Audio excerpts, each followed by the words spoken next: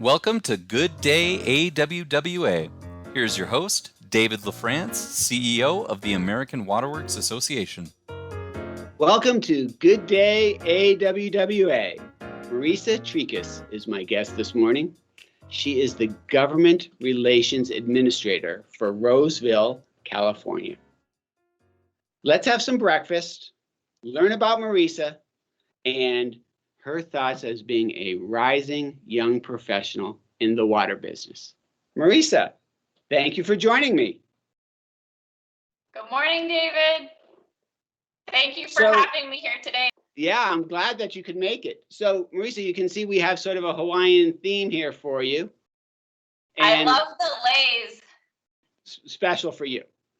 And we also have some breakfast that you were able to select. So can you tell me a little bit about the breakfast? Yes, I would love to. So growing up in Honolulu, Hawaii, I know everyone has heard the term luau, but a luau is a traditional Hawaiian party or feast, which is accompanied by different types of food. So your breakfast choice that I picked today is macadamia nut pancakes. And then I made some haupia pie. I think you can see it here. And it's just different samples from different foods that have all influenced my growing up in the islands. So tell me about that pie a little bit. What's going on with that pie? Because I'm going to eat a little bit of my pancakes. Great. So haupia is a traditional Hawaiian dish, and it's made from coconut milk. I did not go climb a palm tree and get a coconut today, but haupia means coconut pudding in Hawaiian. So, you know, different types of foods and ethnicities have all interplayed with my growing up. So that's great. So I would imagine that growing up in Hawaii might have influenced your drive to be a water professional. And even though you're not there now, I suspect it somehow is still reflective in the work you do. Oh, absolutely. And I wore my University of Hawaii t-shirt here today. My father was a big influence in growing up and pursuing a career in water.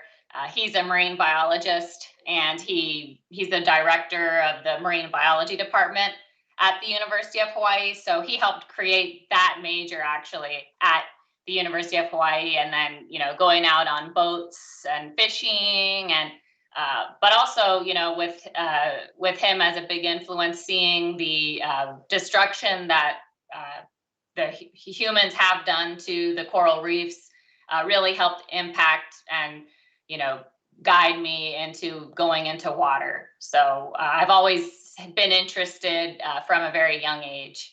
It is fascinating how at such young ages, even if we don't know it, water has a big influence on the things we end up doing today. I have similar sorts of stories, but let's get to what you're doing today. All right. You are the Government Relations Administrator.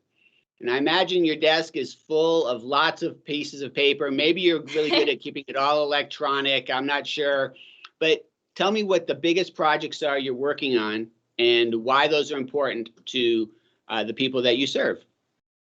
Sure.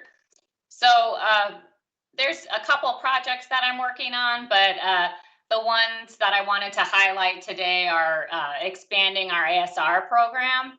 So currently the city has 6 wells, but we're looking to expand to 12. And then also looking to work on a water reuse pilot, which would use the non-typical, given our location, where the city of Roseville is about 15 miles north of Sacramento. So we're looking to pilot a non-reverse osmosis treatment train. So combining, you know, these two projects together, typically for a medium-sized utility, would be tough to fund right up front. But we faced a major drought about 3 years ago, and where our Folsom Dam, it's called the Folsom Dam, but it's our only surface water, water source, was down to 11% capacity due to drought. So we needed, this wasn't an option. We have to look for ways to expand our water reliability, and those two projects were a way to do it. But getting back to how we could fund them up front is I worked on leading as project manager, leading the water infrastructure finance and innovation loan, or the WIFIA program. I know AWWA was an architect behind that, but WIFIA was really a necessary funding for us to do these projects up front. And again, it was $65 million. So that instead of having to wait 10, 15, 20 years to get the funding, we were able to get it up front. So, we thank you.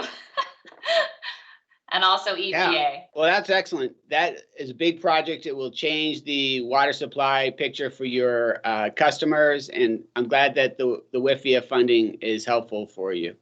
Mm-hmm. All right. So, Marisa, you are a young professional in a big job. And I know you're anxious to speak on behalf of all young professionals in the water business. But you said to me once that today's young professionals must be the closers. And that was a pretty powerful statement. I want you to explain to our guests today, what did you mean by that? Sure. So that's a lot of pressure, but I will try to speak on behalf of us all. I think I remember the context of our conversation was regarding the,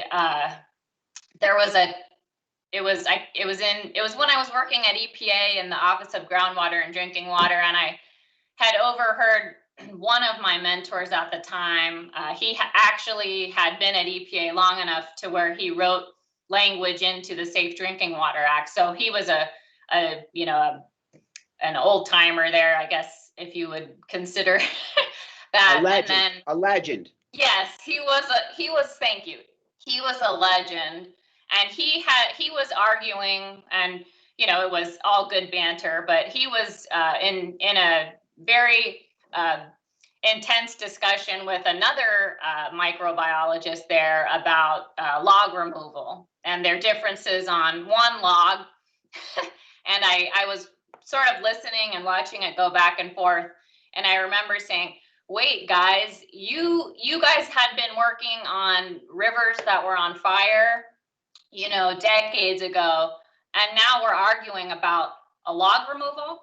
And then they just sort of stopped their banter and kind of looked at each other. And, it really made me think that night. And since that time, as to, they were working on issues of solving problems that had rivers on fire. And now myself and my peers need to work on how do we solve a log removal?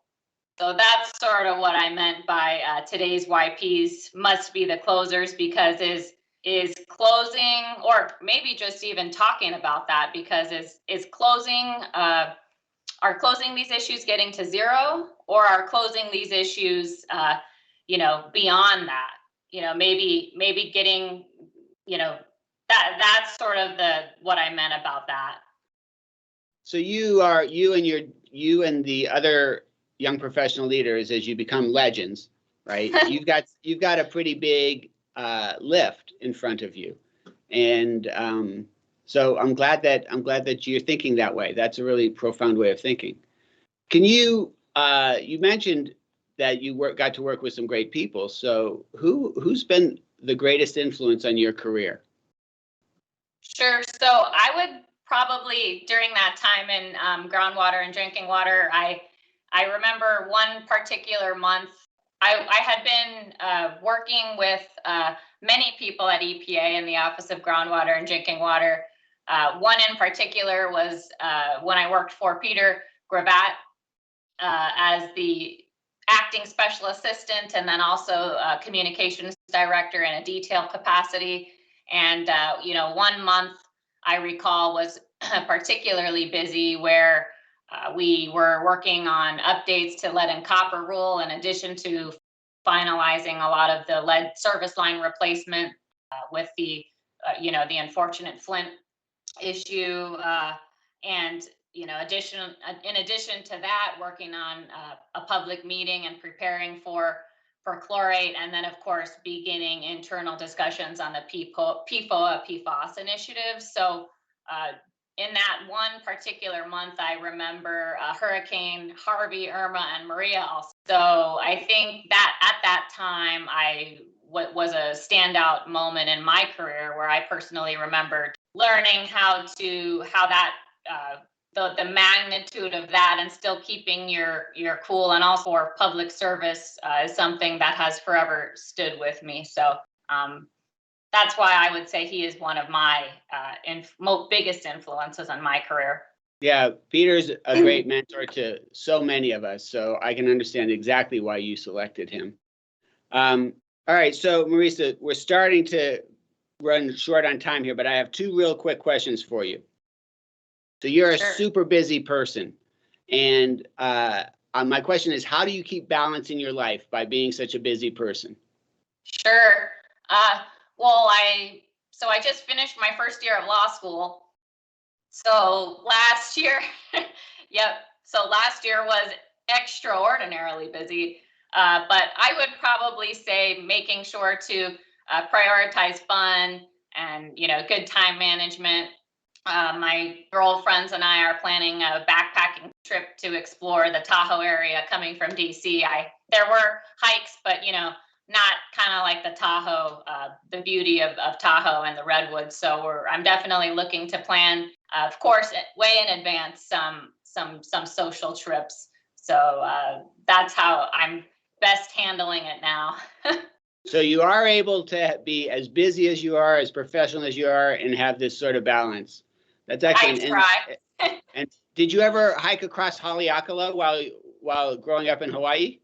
I did. My dad had a fantastic trick where he told my sister and I to run as fast as we can at the 1,000 level of elevation. So I remember not only hyperventilating, but that was the meanest trick he's ever done to me on Haleakala. So I got to do that when I was in high school as well.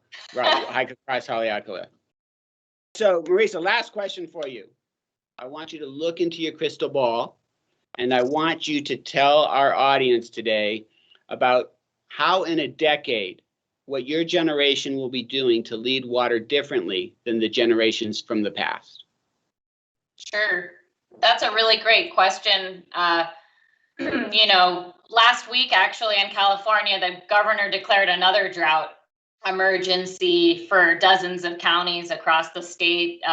And what I feel is, whether it's challenges of emerging contaminants or that recent security breach in Florida, I think decades, if not 30 years out, we're going to be addressing these issues that folks couldn't have dreamed of. And when I say we, I represent the YP contingency. But again, as part, I think with every part of society, there's a need for more reliance on data and decision making, changing technology to solve these problems, to create new innovative solutions. But what do I foresee in my crystal ball? Flying a water utility that can fly?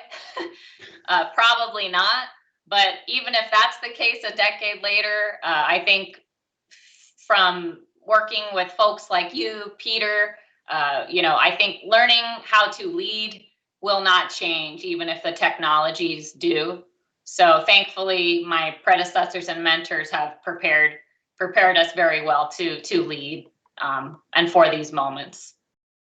Marisa, thank you so much for spending this morning with me. I appreciate it. I appreciate the delicious breakfast as well. Also, I'd like to thank Innovise for sponsoring Good Day AWWA. You can learn more about them by going to the ACE21 sponsor page and clicking on their logo, or simply go straight to innovise.com on their website.